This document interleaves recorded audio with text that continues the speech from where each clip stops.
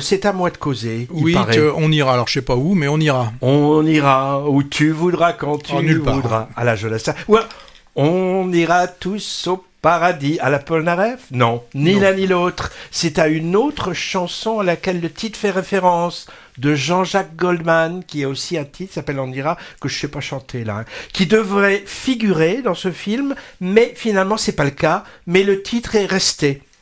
C'est du moins ce qu'a expliqué au spectateur la jeune et dynamique réalisatrice qui s'appelle Enya Barou lors d'une avant-première où elle était toute contente de présenter son film. Marie, 80 balais, est gravement malade, elle a un plan. Partir en Suisse pour en finir. Pour l'aider dans son entreprise, qu'elle a du mal à annoncer à son fils irresponsable et à sa petite fille adorée, elle invente un mensonge et elle prend comme complice malgré lui un auxiliaire de vie un peu à l'ouest qu'elle vient tout juste de rencontrer d'ailleurs, elle ne le connaissait pas. Et les quatre vont embarquer dans le camping-car familial pour un road trip rempli d'humour, d'émotions et de rencontres. Je me suis laissé embarquer avec plaisir avec cette troupe iconoclaste. Alors sur un thème a priori tragique, on a affaire à un récit plutôt bien écrit et mené, avec un savant dosage de comédie et de pathos, mais léger le pathos.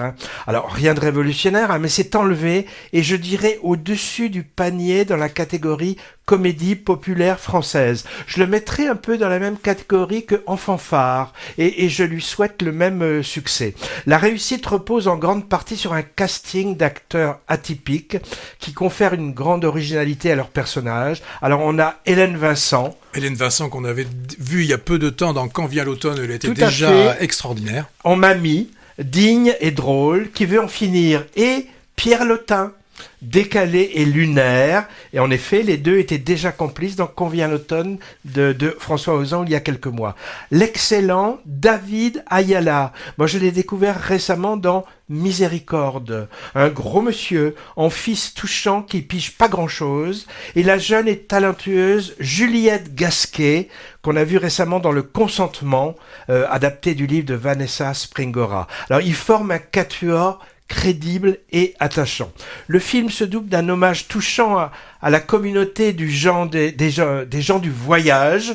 Voyage. Et oui, C'est pas vrai. si ce titre increvable est présent dans la bande-son, diégétiquement et non diégétiquement en générique de fin. Donc je l'ai pas mis là parce que on l'a déjà écouté, je me souviens de Moïse. Alors le thème sociétal de la fin de vie choisie et dans l'air du temps, dans les fictions ciné. Très récemment, Almodovar avec La chambre d'à côté, que moi j'ai trouvé très réussi, ou Costa Gavras et son dernier souffle, que moi j'ai trouvé particulièrement raté. Et il y a 3 ou 4 ans, tout s'est bien passé. Le précédent film de François Ozon, il s'est attaqué au sujet aussi avec André Dussolier, ou du moins son personnage, demandant à sa fille incarnée par Sophie Marceau de l'accompagner pour un voyage sans retour en Suisse, comme dans On ira. Et puis aussi, et ça c'est quand même assez curieux, la même Hélène Vincent, dans Quelques heures de printemps de Stéphane Brisé en 2012, décidait déjà de choisir le moment de sa mort. L'originalité de On ira, c'est que c'est traité vraiment façon comédie, enfin tragicomédie on va dire, et vraiment réussi. Alors, remarque, Enya Barou, c'est son second long métrage, après un premier passé inaperçu. C'est la fille de Olivier Barou et la filleule de Kad Merad. C'est ceux du duo Kad et Olivier qui ont commencé sur les planches, puis au petit et grand écran. Donc, bâillement, car suspicion de népotisme encore.